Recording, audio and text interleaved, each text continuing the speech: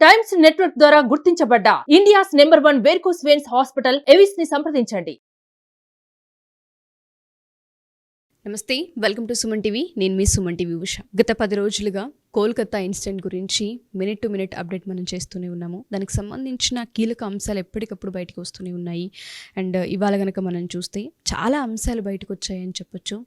కీలక అంశాలపై విచారణ జరుగుతుందని కూడా మనం వింటూ ఉన్నాము. అండ్ దాంతోపాటు ఎవరైతే సంజయ్ రాయ్ ఉన్నారో ఆయనకు సంబంధించిన డేటా ఏదైతే ఉందో, ఎప్పుడైతే కోర్టులో విచారణ జరుగుతుందో, నేను కాదు నాకు ఇన్ఫ్లుయెన్స్ చేయబడ్డ వాళ్ళు చాలామంది ఉన్నారన్న వార్త కూడా మనం వింటూ ఉన్నాము. And Sanjay Roy mother interview కూడా మనం చూస్తున్నాము. అండ్ దాంతోపాటు విచారణలో చాలా కీలక అంశాలు బయటకు వచ్చాయి. మరి దీని అన్నింటికి సంబంధించిన పూర్తి విచారణ ఏంటి, ఏ విధంగా ముందుకెళ్తున్న దానిపైన పృథ్వీరాజ్ గారు మనతో మాట్లాడడానికి ఉన్నారు. నమస్తే పృథ్వీరాజ్ గారు. నమస్తే సార్. గత 10 రోజులుగా మనం ఈ ఇన్సిడెంట్ పైన మాట్లాడుతూనే ఉన్నాము. మినిట్ టు మినిట్ ఏం జరుగుతుంది, అసలు ఎంక్వైరీ ఏ విధంగా ముందుకు వెళ్తుంది, ఇన్వెస్టిగేషన్లో ఏ విషయాలు బయటకు వచ్చాయన్న వాటిపైన మనం మాట్లాడుతున్నాం. కోల్కతా ఇన్సిడెంట్కి సంబంధించి జస్టిస్ వచ్చే అవకాశం ఏ విధంగా ఉంది అంటారు? ఇప్పటివరకు మన వరకు ఉన్న అప్డేట్ ఏంటి సార్? ఉషా, దీంట్లోనూ మనం బాగా ఖచ్చితంగా మనం ఒక దూర దృష్టితో ఆలోచించాల్సినటువంటి అంశాలు చాలా ఉన్నాయి. దీంట్లో మానభంగం జరిగింది, తర్వాత హత్య జరిగింది, దురదృష్టం. దాని గురించి మనం ఇంట్లో ఇన్నాళ్ళు మనం దాని గురించి చాలా ఎక్కువ విశ్లేషించాం. ఇంకొకటి ఏంటంటే ఒకళ్ళ పాత్రలు కూడా మారుతానే ఉన్నాయి. ఒక్కొక్కళ్ళ పాత్ర కీలకం అవుతుంది, ఒక్కొక్క పాత్ర ఫీడప్ అవుతుంది. అంతకుముందు ఏంటంటే పోలీసులు ఉన్నారన్నారు, పోలీసులు ఇప్పుడు లేరు. అతను కేవలం ఎవరైతే మానభంగం చేశాడో అతను మాత్రమే దాంట్లో కనపడుతున్నాడు. వీళ్ళందరిలోనూ ఎక్కువ మనం వెళ్ళే కన్నా ఈ ప్రిన్సిపాల్ యొక్క పాత్రను మనం ఎక్కువ తీసుకుంటే కనుక ఈవెన్ సుప్రీంకోర్టు కూడా ఎక్కువ దాని మీదే కాన్సన్ట్రేట్ చేస్తుంది. ఎబటర్స్ అంటారు. ఎబటర్స్ అంటే పనిని చెయ్యి అని చెప్పేటువంటి వ్యక్తులు. సందీప్ ఘోష్ని ఎబటర్ కింద చూపించచ్చా లేదా అన్న దాని మీదే సుప్రీంకోర్టు ఎక్కువ ఈరోజు కాన్సన్ట్రేట్ చేస్తుంది. సందీప్ ఘోష్ గురించి ఎందుకంటే అతను పట్టుకుంటే అతని ఎవిడెన్సెస్, అతని మీద ఉన్నటువంటి అభియోగాలు కనుక క్లియర్గా మనం వెరిఫై చేసుకుంటే స్టేట్ గవర్నమెంట్ ఎందుకు దీంట్లో కావాలని తప్పుదారి పట్టించింది అన్న దాని మీద సుప్రీంకోర్టు ఎక్కువ చూస్తుంది. అంటే ఒకటి వాస్తవం, సుప్రీంకోర్టు ఒక నిర్ణయం అయితే చెప్పింది, స్టేట్ గవర్నమెంట్ ఫెయిల్యూర్ అనేది దీంట్లో కనపడింది. స్టేట్ గవర్నమెంట్ ఫెయిల్యూర్ వచ్చింది అంటే ఎందుకు ఫెయిల్యూర్ చేసింది, దీంట్లో ఫెయిల్యూర్ చేయాల్సిన రీజన్ ఏంటి? ఎందుకంటే ఇంకొక అభయ 2 కింద చూసుకున్నా సరే, ఏదైనా ఇది ఎప్పుడో జరిగినటువంటి ఒక మానభంగం కేసు తర్వాత ఇది మళ్ళీ అంత సంచలనమైనటువంటి మానభంగం కేసు కిందే కనిపిస్తుంది. ఈ మధ్యకాలంలో ఇంత పెద్ద దారుణం ఒక మహిళకి జరగటం అన్నది అందరూ కూడా గర్హిస్తున్నటువంటి సమయంలో సుప్రీంకోర్టు దీన్ని సుమోటోగా తీసుకుంది. సుమోటో అంటే ఏంటంటారంటే, నేను అది చూస్తాను, ఫైల్ ఇచ్చేసేయండి, ఇనిషియేషన్ తీసుకుని తను రిఫర్ చేస్తూ ఉంటే దీంట్లో చంద్రచూడ్ గారి యొక్క వ్యవహార శైలి అయితే నిజంగా ప్రతి భారతీయుడు హృదయంలోనూ ఆయన నిలిపారమ్మ. ప్రత్యేకంగా మహిళల హృదయాల్లో ఆయన బాగా చేరుకున్నాడు. కారణం ఏంటంటే చాలా చిన్న విషయాన్ని కూడా కేంద్రీకృతంగా ఆలోచించి ఇతని పాత్ర ఏంటి అంటే ఒక జనరల్గా మేజిస్ట్రేట్స్ చేస్తారమ్మా పని, మేజిస్ట్రేట్ స్థాయి వరకు వచ్చేసేసి ప్రతి వాళ్ళది రోల్స్ చూస్తున్నాడు ఆయన. చిన్న విషయాన్ని కూడా ఆయన వదలట్లేదు. ఆయన ప్రకటించింది ఏంటంటే రాష్ట్ర ప్రభుత్వం దీనిలో ఫెయిల్యూర్ అయ్యింది. రాష్ట్ర ప్రభుత్వం ఎందుకు ఫెయిల్యూర్ అయ్యిందంటే సందీప్ ఘోష్కి సంబంధించినటువంటి రిలేషన్ విత్ ఈ రాష్ట్ర ప్రభుత్వం అనేది ఎస్టాబ్లిష్ అవుతుంది, రోజుకి ఎస్టాబ్లిష్ అవుతుంది. ఎందుకంటే అతను ఫస్ట్ పర్సన్, ఏదైనా ఇన్స్టిట్యూషన్ అయినా సరే ఎవరైనా సరే చనిపోయిన తర్వాత చనిపోయారని ప్రకటించాల్సింది హెడ్ ఆఫ్ ద ఇన్స్టిట్యూట్ ప్రకటించాలి. ఈ అమ్మాయి పీజీ చేస్తున్నటువంటి ఒక మెడికో స్టూడెంట్, అంటే ఆల్రెడీ ఎంబీబీఎస్ కంప్లీట్ చేసింది, పీజీలోకి వచ్చింది. She already a doctor, training ఏం కాదు, పీజీలో ట్రైనింగ్ అయింది. ఊపిరితిత్తుల స్పెషలైజేషన్ అమ్మాయి చేస్తుంది. ఊపిరితిత్తుల స్పెషలైజేషన్లో ఉండి ఆఖరి ఊపిరి తీసుకుంది. దీనికి కారణాలు, దీనిని విశ్లేషించేటప్పుడు అంటే ఆయన ఫస్ట్ ప్రిన్సిపల్ ఈ పోలీస్ స్టేషన్కి ఇచ్చిన ఇన్ఫర్మేషన్లో దీనిలో అనుమానాస్పదంగా చనిపోయిందని చెప్పకుండా ఇది ఆత్మహత్య కింద చిత్రీకరిస్తూ ఒక లెటర్ పంపించాడు. పేరెంట్స్ ఫోన్ చేశాడు, ఏమని చేశాడు, మీ అమ్మాయి ఆత్మహత్య చేసుకుంది, వెంటనే రండి ఇక్కడికి అని చెప్పి. ఈ రెండు కలగలిపితే అతని మీద ఒక రకమైనటువంటి అనుమానం వస్తేమో అని ఇమీడియట్గా రిజైన్ చేసేసి వెళ్ళిపోయాడు. రిజైన్ చేస్తే వెళ్ళిపోతే అక్కడితోటి బాగానే ఉంది, అక్కడితోటి చేస్తే మనం ఈరోజు ఇంత చర్చకోవాల్సిన అవసరం లేదు. ఇమీడియట్గా ఆయనకి ఇంకో హాస్పిటల్లో ప్లేస్మెంట్ ఇచ్చారు. దాన్ని ఏమంటారు ఉషా, నాకు అర్థం కావట్లేదు. గిఫ్ట్ ఆఫ్ అవార్డా, రివార్డా? అతనికి ఏదో ఒక నువ్వు చేసినటువంటి మంచి పనికి నీకు ఇక్కడ కాదులే స్థానం, వేరే స్థానం నీకు ఇస్తున్నావు అని చెప్పి అతనికి ఒక టోకెన్ ఇచ్చిందా? నేను కాదు అనుమానం వ్యక్తం చేసింది, సుప్రీంకోర్టు అనుమానం వ్యక్తం చేసింది. దేశ ప్రజలందరూ కూడా ఇప్పుడు దాని గురించి మాట్లాడుతున్నారు. అసలు ప్రజలందరూ కూడా గగ్గోలు పెట్టేస్తున్నారు, ఉడికిపోతున్నారు. అసలు అందరికి ఏంటి ఇతనికి ప్రమోషన్. అంతేకాకుండా నిన్న ఒక లెటర్ బయటకు వచ్చింది. మమతా బెనర్జీ గారు ఒక విషెస్, అతను 30th June 2022లో ఆయన బర్త్డేకి ఒక లెటరు ఆయన పంపించారు మమతా బెనర్జీ. ఆ లెటర్ చెప్తున్నాను. ఓకే. దాంట్లో ఏమని రాశారంటే, ఆవిడ స్వయంగా పంపించిన letter. Dear professor Ghosh, please accept my heartiest greeting and best wishes on your birthday. May you fulfil all your dreams and May your life be blessed with more happiness and success and good health in the days ahead. I also wish you family members all the best, very best with regards, Mamata Banerjee అని చెప్పి ఆవిడ 30th June 2022లో ఒక wishes greetings పంపించింది. ఒక principal స్థాయి వ్యక్తికి, ఒక state CM, state home minister, state health minister, 3 పాత్రలు వహిస్తున్నటువంటి వ్యక్తి మమతా బెనర్జీ గారు ఆయన పుట్టినరోజు గుర్తుపెట్టుకుని మరీ విషెస్ పంపించారు. అంటే పంపించినందుకు నేనేం తప్పట్టట్లేదు.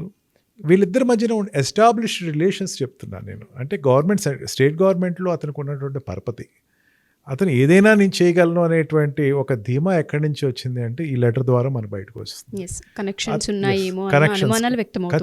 ఖచ్చితంగా అఘాయిత్యం పాల్పడినటువంటి రాయ్ ఇచ్చినటువంటి స్టేట్మెంట్. నేనే కాదు, నాకు ఐఎమ్ ఫ్రేమ్డ్ అప్ అన్నాడమ్మా.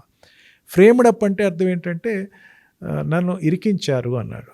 ఈ ఇరికించాడు అనే మాటని మెజిస్ట్రేట్ కోర్టులో ఏదైతే తను చెప్పినటువంటి ఈ అఘాయిత్యం చేసినటువంటి ప్రబుద్ధుడు రాయ్ చెప్పినటువంటి స్టేట్మెంటు, తర్వాత ఈ relation establishment with the state government చూస్తే రెండింటికి మనం కలిపితే కనుక ఖచ్చితంగా ఒక బలమైనటువంటి డౌట్ అయితే పెట్టుకోవచ్చు. ఇతను ఈ రాష్ట్ర ప్రభుత్వం తనకు ఉండేటువంటి స్నేహ సత్సంబంధాలతోటి విచ్చలవిడిగా తన కార్యకలాపాలు చాలా చేస్తున్నాడు. ఒక్కొక్క యాంగిల్లో నాకు డౌట్ కూడా వస్తుంది ఏంటంటే, ఈ ఇన్సిడెంట్ బయటపడని అనేక సమాధులు అక్కడైతే చాలా ఉన్నాయేమో అనిపిస్తుంది. ఎందుకంటే అతను జనరల్ క్యాజువల్ రాసేసాడు లెటరు, మీరు ఈ కేసుని ఆత్మహత్య కింద చూసుకోండి అని చెప్పేసి పోలీసు వాళ్ళు పంపించేయటం, మీ అమ్మాయి ఆత్మహత్య చేసుకుందని చెప్పేసి క్లోజ్ చేసేయటం. అదేదో కొంచెం రెపికల్స్ బాగా లేనప్పుడు వెంటనే ఆ కాలేజ్ వదిలేసి ఇంకో కాలేజీకి వెళ్తాం. అంటే సర్వసాధారణంగా ఇక్కడ ఒక పెద్ద మాఫియాని నడిపేటువంటి హెడ్ కింద అతను చెప్పచ్చు మనం. ఓకే. అతన్ని ఏమాత్రం క్షమించాల్సిన అవసరం అయితే అతను లేదు. ఇప్పుడు నార్కోటిక్ ట్రస్ట్లో అతను కూడా పాల్గొంటున్నాడు, అతను కూడా నిజాలు చెప్పాల్సి వస్తుంది, అవసరం ఉంది. అతని పాత్ర ఏంటి, ఈ చనిపోయినటువంటి ఆ అమ్మాయికి తన చేసినటువంటి what is his instigating upon the murder and saddest incident which has happened. ఖచ్చితంగా అతని పాత్ర అయితే ఉందమ్మా, దాంట్లో ఎటువంటి డౌట్ లేదు. ఆ పాత్ర ఎందుకు ఉంది అంటే రాష్ట్ర ప్రభుత్వం నుంచి సపోర్ట్.